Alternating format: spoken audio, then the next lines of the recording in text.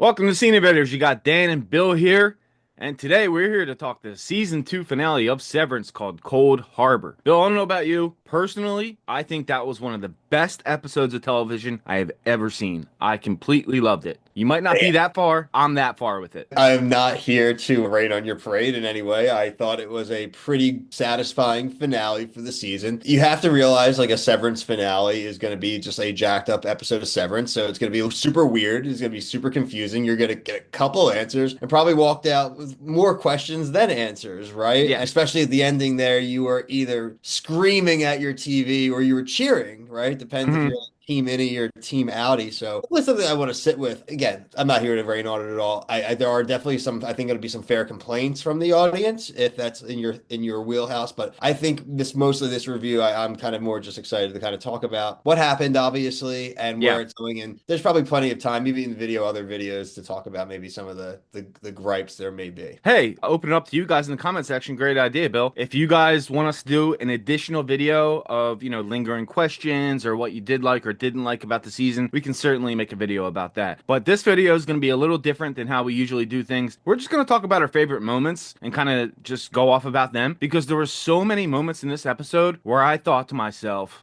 wow. That's crazy. So let's start off with, I think, the most tender moment of the episode when Mark sees Gemma for the first time in 2 years. She's not dead. He knew she wasn't dead. But, Audi Mark sees his wife. Gemma. She's in any version of herself, so she doesn't know who he is. It's okay. It's me. But the look on his face and how relieved he was beautiful. And then when she came out of the hall and she sees him, it was such a beautiful moment. I loved it. You can't qualify any way in your real actual life if you thought your wife was dead. I mean, For two we're both years. married, Yeah. but like that whole point of this is so crazy. The idea of that, we'll talk about the scene, I'm sure, with the camera, right? The camera dialogue, Yes. right? And Yes. having to plead with yourself to save your wife. The one person you should never think you would have to plead with to save Right? the loved one is yourself. We could have a whole conversation just about that. So I agree, man. A very tender moment that feels earned after 2 seasons. Did feel earned. Since you brought that up, let's talk about that scene. Any Mark, he has an existential crisis. The camcorder convo between his Innie and his Audi. And I think the moment when Audi Mark called her Helene, you're going to call a person I love Helene? Fuck you. It's Helly, actually.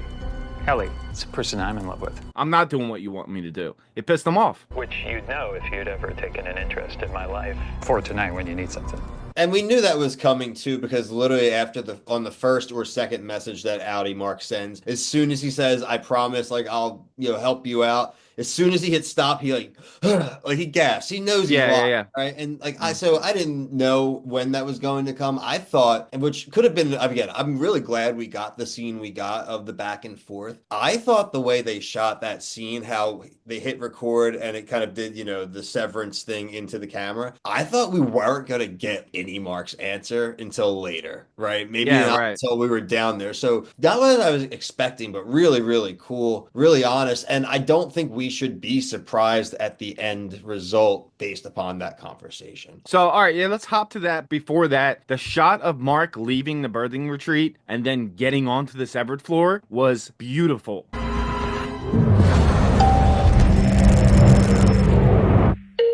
Masterfully shot. Ben Stiller directed this episode. The cinematographer, Jessica Lee Gagne, who directed the Gemma episode, she's done a fantastic job. I'm sure she's going to be in high demand as a director now. She said she thinks she found her calling and wants to be a director from now on, so good for her. And it's just so well shot, this whole series. But all right, let's jump to the end and then talk about the middle after that. The decision he makes. So he does what Audi Mark wants. He gets Gemma free. Her Audi, she is outside. She can now run and escape. He did what he needed to do. But he decides, hey, I'm going to go with Helly inside of Lumen for how long? 5 minutes? Who knows? He didn't care. He just wanted some more time with her. So that's the decision he made. Yeah, it's interesting. I'm sure our audience, if any of you have ever seen the show Hades Town, and it's just the same. It's based on a Greek mythology that's like Eurydice and Persephone. And the end of that play, the whole point is that to get his loved one out of hell, he has to take her by the hand.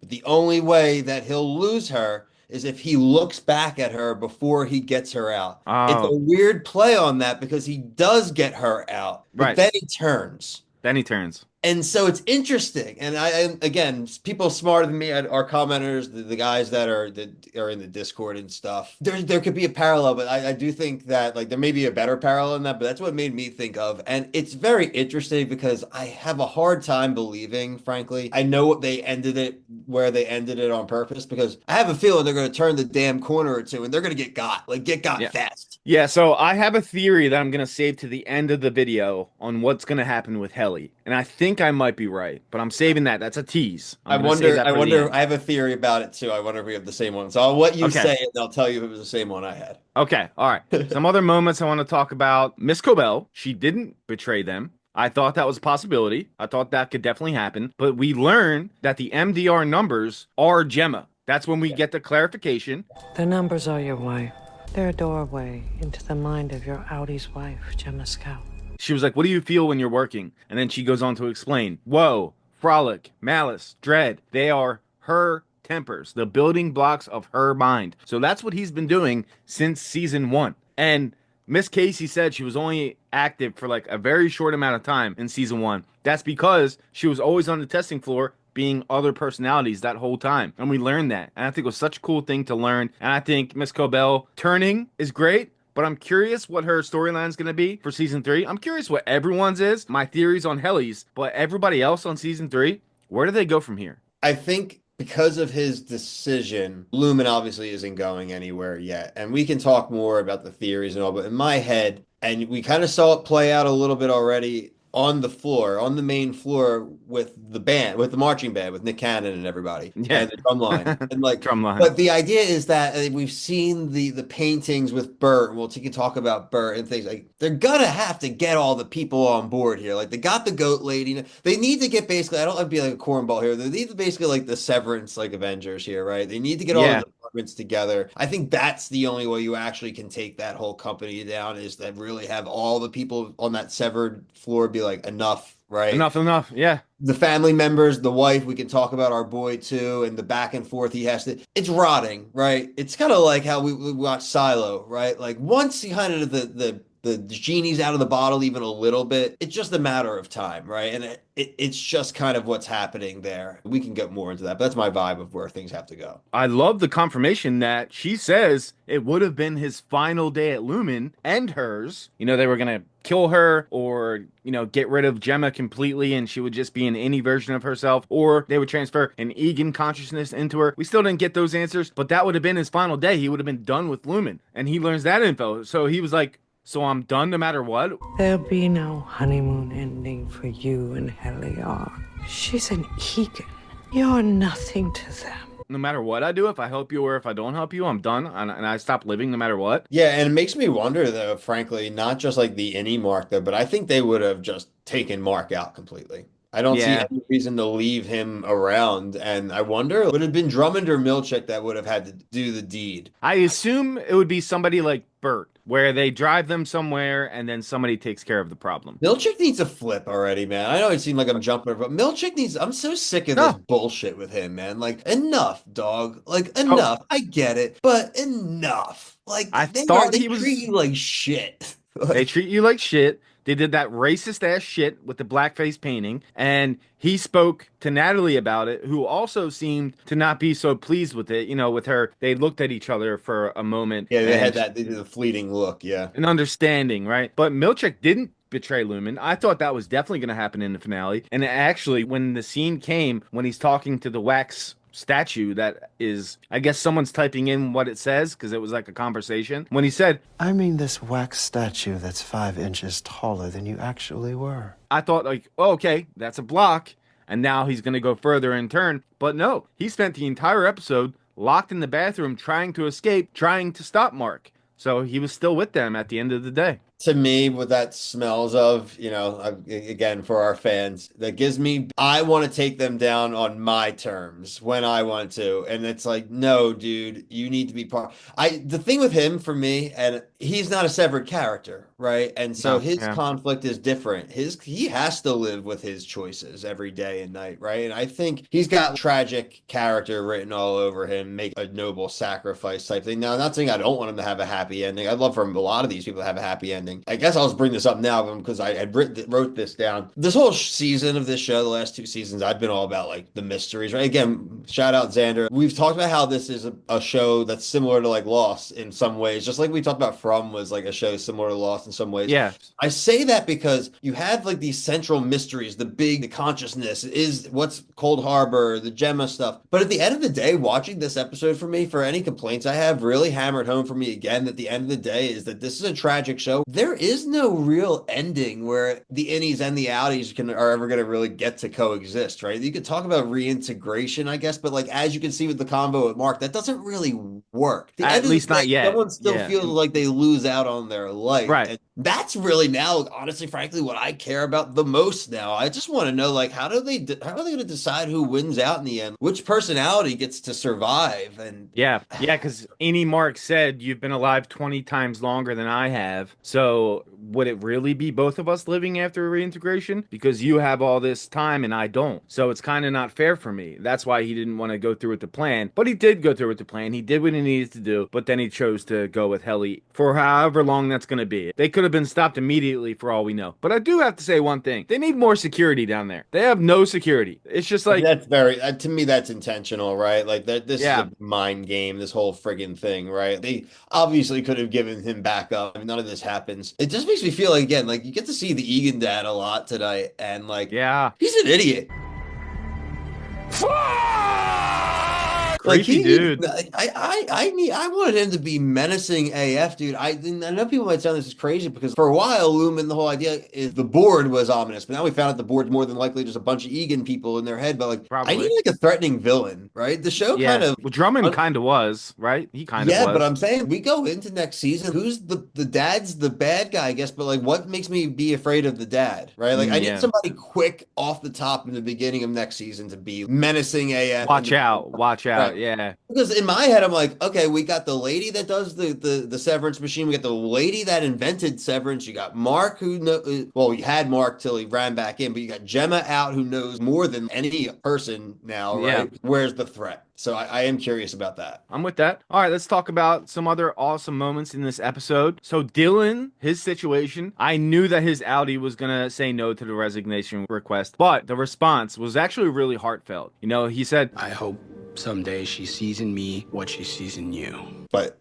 ultimately leaves it to him. If you decide to leave. If you want to leave, you can, but I think you should stay. But what he does at the end, let's talk about that, where Milch finally breaks out and he jumps up like a superhero on top of that vending machine. He's just faced with a wave of people from choreography and merriment that all decide they decide to stay because of Helly's speech. She gives a speech about, why not try to fight for our lives? And so they stay. And he stays there and says, fuck you, Mr. Milch. You ain't getting by shit. We're here. So that was their portal scene. The only thing missing from that scene was like them just stomping out Milchek, just stomping him out. Like, 100%. Yeah. So good, man. That was cold. I loved it. And Helly's speech was great. Fantastic stuff, man. Really, really good. Shout out to Dylan, though, because like there was a lot of people I've seen in the comments and people on TikTok and stuff theorizing that he was going to kind of betray them in the end this season. And I'm so glad they didn't do that. There's enough like that. I don't want to get to my theory, but I said we need the squad together. Yeah, you need them together. Yeah, and I'm really glad he didn't turn on his squad. I really do want to do an additional video because I want to know what people think is going to happen now. and see their reactions and read the reactions in a future video. We could do it next week. I think that would be really fun. Do the live stream, even the live streams are good. Yeah, we could even do a live stream. Yeah, something do like the that. super chats and stuff like that and whatever. So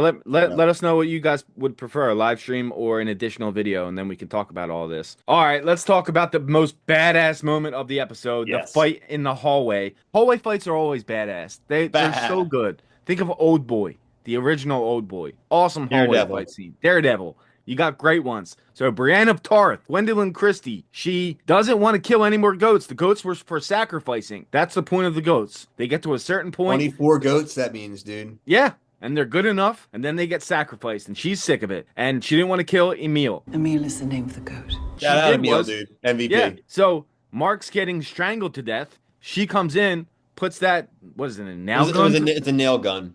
Yeah, right to his head, and then they get into a fight, and she beats his ass. And he was throwing Mark all around like a rag doll. Brienne of Tarth in the house fucked him up. Could have killed him. As soon as she appeared on the screen, I was like, she's getting a hero moment. Like this was like when you had like good Mandalorian, right? And you had like IG-11. Like you're like, as soon as that dude shows up, you get Hulk showing up. I felt safe when I saw her. I was like, yes. Yeah, right. Yeah, me too. Mark, she's gonna help Mark, and this is gonna be. And I'm just glad that, like, frankly, she survived. Like, she deserves to get out. She deserves to get off the floor. I love her character in the small bits that we got. She's a very interesting, great actress, obviously, but her fight scene was great. Leading up to Mark getting on the elevator from the exports hall to get down to the testing floor, and then he says, No, in a second, I'm gonna change to my Audi. Shoots him right in the neck and kills him. Drummond out. Dude, I yelped. I was so hyped from that moment. Drummond was a great character too, and frankly, I appreciate it because he's a way more memorable character. If we got more and more of him, I don't really care about where Drummond was from. I don't care like if he was a faithful. I don't care his story. I don't care. Like it was cool. He was like a Bond villain. He was a cool Bond, bulky, odd job villain. He had his voice. His voice was awesome. This beast will be entombed with a cherished woman. He went after Milch's vocabulary. He said, stop to impress me. And I'm like, and these are the moments that will add up again to the ultimate, like, he will do something to help them out in a big way. I agree. How about his quick jab to Mark? That was a nice jab. Power, dude. It's like, that was like a Wilson Fisk punch. Yeah, really cool, man. And the fact that he went out like that, I think that was like a stamp on the episode to make it really exciting and like, oh shit, what's gonna happen next? And then he stumbles upon Gemma and everything else that we already talked about. So awesome scene. Really love that. I have some other things. What was your favorite moment? Favorite moment, Dan? Just because this show's ridiculous, it was the comedy scene with the animatronic going into the choreography. So like the whole good. thing, like honestly, again, it's the perfect thing on a platter for people who hate the show. There's very fair comments on like why the show you could think is a little self-indulgent because it is self-indulgent. 2 episodes ago, they did like a 40-minute episode where they barely had any words. It's like, okay, guys, like like I liked it. I thought it was funny. I was laughing. Right? It just led you to know like, okay, they're lighting you up, but the rest of it's going to be pretty intense. And so, dude. And you know what? I watched the after the episode thing where the writer, the creator, who's the same person, and Ben Stiller and the actors talked about the episode. The creator, Erickson, he said they were trying to think of something other than a waffle party. And then someone just threw out, what about a marching band? May I introduce choreography and merriment? And he was like, that's it. That's it. We're doing a marching band. And that's how that idea came about. I love that. So I cool. love when creators are open to their writers like pitching major moments, a finale moment. Yeah. And it worked. It was it reminded me of Defiant Jazz last season with the dance scene, but this was in a more tense moment, right? Where you think Gemma's about to get killed, and then you have this marching band, like a happy moment going on at the same time, and then Helly steals the walkie, turns into a cool set piece. Yeah, it really set everything up perfectly. It was awesome. So I agree. That's a great moment. All right, question for you, and then we'll do our theories. What did Dr. Maurer, and this is for the audience too, you guys, I want to see your answers in the comment section. What did Dr. Maurer mean by saying this? You kill them all! I think he means the innies. I think All of her innies? All No, of I the, think he means all the innies. But again, it could be other. See, I like that now. I didn't really think about it, but there are multiple things that could be. But I'll go with he's talking about the innies to try to maybe pause Mark to maybe then have him catch up to him. Okay, so all the innies that work at Lumen. Yeah. Okay, I'm with that. What do you guys think? Let us know down below. All right, theory time. All right. My theory. Oh, I hope it's the same thing. The scene between James and Helly. They are talking. I think James is going to put the OTC on Helly so that Helly is alive / awake the entire time for next season. Because he says the word. I do not love my daughter.